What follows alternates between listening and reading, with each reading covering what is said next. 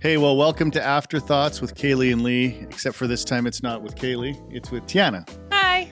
Well, because I think ultimately, and I like how Kaylee had the idea that it doesn't have to be just Kaylee and I all the time. It can be really any staff member or really any church member. So I actually look forward to just the variety and creativity of, I wonder who he could get like for next week. Yeah, maybe it's going to be you. Yeah, it might be, well, probably not you, but maybe you. Mm-hmm. So, yeah, I think this is the New Year's edition. So this is kind of like the first one where we're not talking about Advent. Right. It's exciting. But it is kind of, to do a bit of the recap right off the hop, which is where Kaylee always starts me. Is like, why don't you start with the recap? I mean, it was a typical New Year's sermon of, hey, embrace the new. Or, a lot of New Year's sermons too can be the, hey, it's time to start over. Let's just start again. Right? And so you did the typical thing? Is that what you're saying? So I kind of did the typical thing, but it's a little bit because of the season we're about to come into of really stepping into the new thing of like new mission and vision. And it is a new year. And, we're even getting a new website. Like, there, you know what I mean? Mm-hmm. Like there's a lot of new things. And so that really felt appropriate to talk about embracing the new. But one of the things, and this is what I said on Sunday, is sometimes when we embrace the new, it's like we toss out the old. But I think we're supposed to honor the things that have come before us. There's that phrase, standing on the shoulders of giants. Mm-hmm. In some ways, that was a little bit of the thought process of what I wanted to talk about. And it seems as though Deuteronomy has a lot of places in it, especially kind of in the early chapters, where it does kind of always talk about kind of honoring where you have been, but it seems to also flesh out that tension of, but God's always doing something new. So that's where we spent our time, is It's really kind just of, thinking through those things. It's always life, actually. Yeah, and that's always life. Yeah. Right. There's always things that have happened and things that are going to happen, whether we're choosing to view it that way or not. So here's and you may have to think about it for a little bit, because I mean, I gave you zero prep. You're literally just sitting here and you have to like answer right off the top of your head, which I like doing, but not everyone does. So, but we're alike. I can be spontaneous. I think you can be pretty spontaneous. Yeah. So here's a spontaneous question. What is something that you did that was new, but like you recognized even afterwards, maybe at the time, but recognized afterwards that you were able to embrace or step into that new thing because of some foundation of the past? So there was something that you have experienced in the past that allowed you to really enjoy what was new. Right.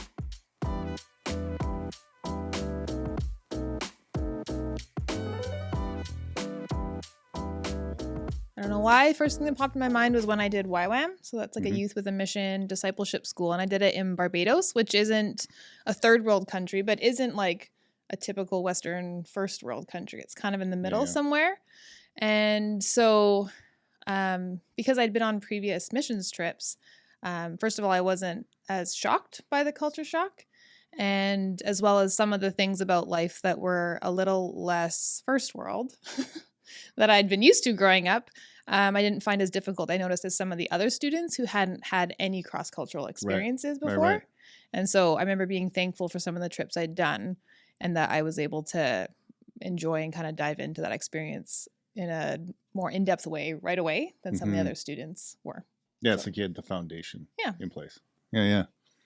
I think, the first point that I talked about was embracing the kind of the new covenant in Christ. So like, there was the old covenant, and then Jesus comes and says, like, my blood is the new covenant, the new promise.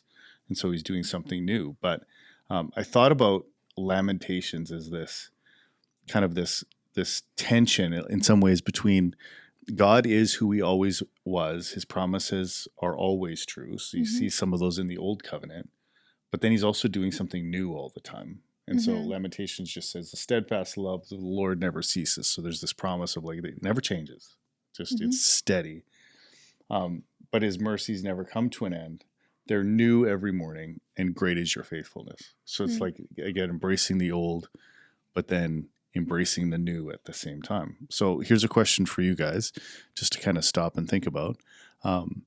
What is something new that God is really drawing you into? But it might be something that you have to keep relearning. Maybe like it's new again, and I don't even know how to explain that. But I know that as soon as I say it, I know many of you are going, I know what you mean.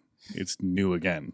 Maybe it's a promise that you've rediscovered, or maybe it's something that's just going on in your heart and life. So just take some time to talk about, God's faithfulness and his promises that never end. But at the same time, he's doing something new every morning. So why don't you go ahead with that?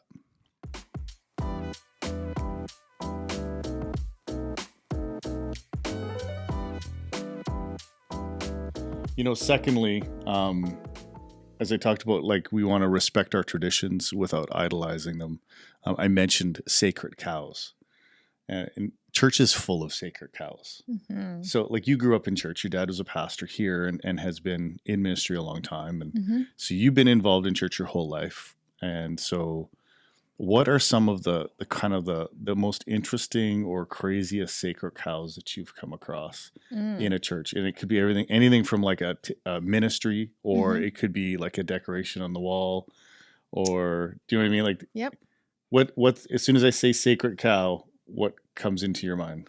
Well, being that it was just Christmas, the thing that was non-negotiable was there was one woman who always had to sing "O Holy Night" at the Christmas Eve service every year growing up. And she could like almost do it good. Right.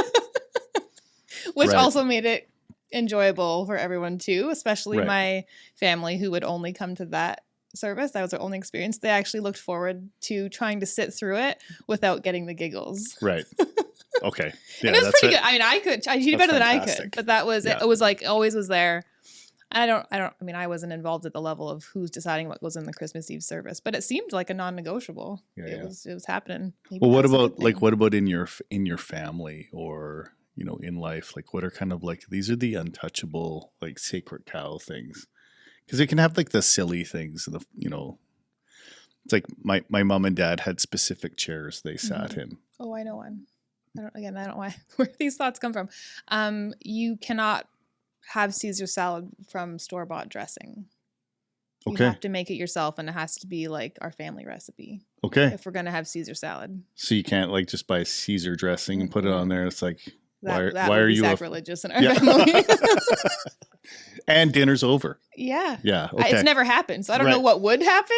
I'd be interested to just do it. I would do it just to see the world burn. I think it would be fantastic. Also, I wouldn't want it because store-bought Caesar dressing is like mediocre at best. Right.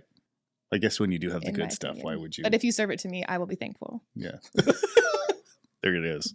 And I will eat it. So then here's a question for you guys. Same question. And it can be, share the humorous ones, or if there is one that you notice that it was kind of the sacred cow that really has held you back in faith, or has held you back just in relationships potentially. You could share that too if you feel vulnerable, if you have a group that you can do that with, or just share again that maybe the silly ones that every family or every church generally gets stuck in for whatever reason. So go ahead and share those as a group.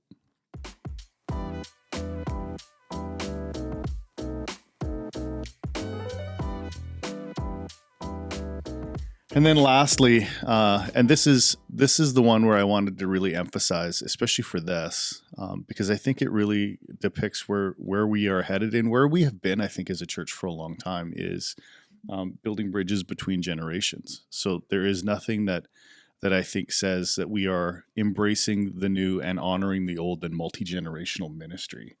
Of, we are always reaching out, wanting to see new people come to faith, see the younger generation get to know who Jesus is, become the center of their lives.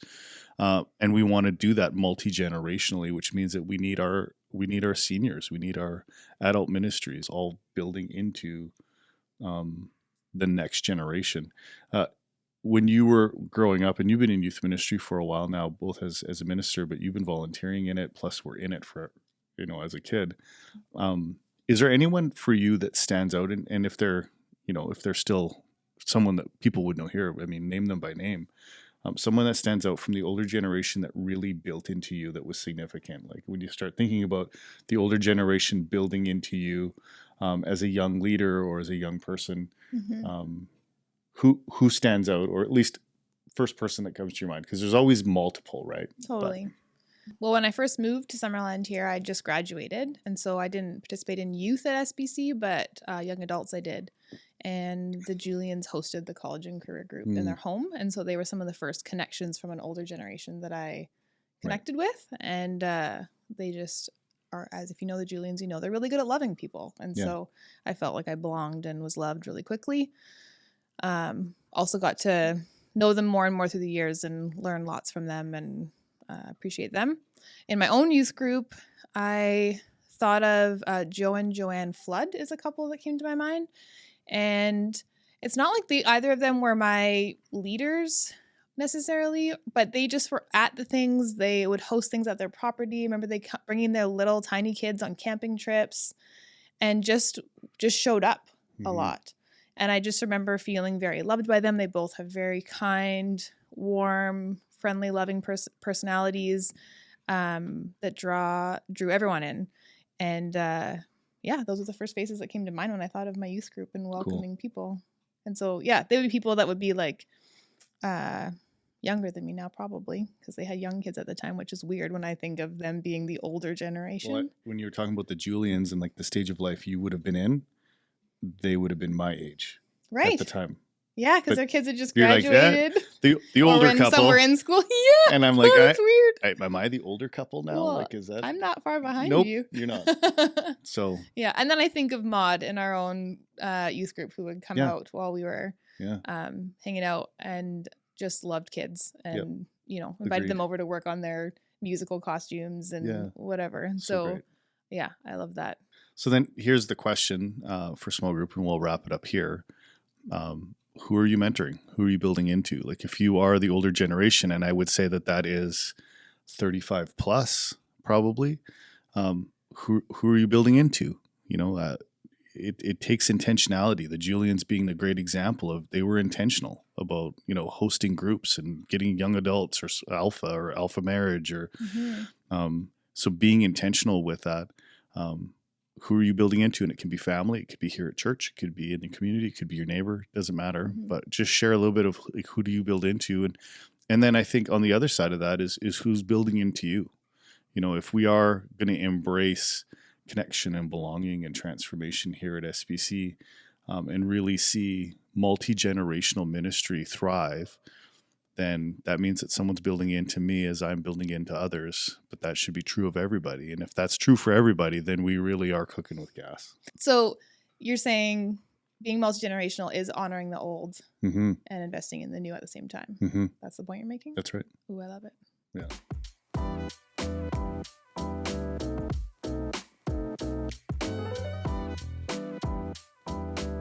Yeah. It all clicked just now. That's so great. I'm glad it finally clicked. Yeah. And hopefully it's clicked with you as well and created some really great discussion. We appreciate the encouragement and the feedback that Kaylee's been getting for these. We know that it's a good resource to just continue a discussion and stay on the same page. So thanks for joining with Lee and Tiana on Afterthoughts.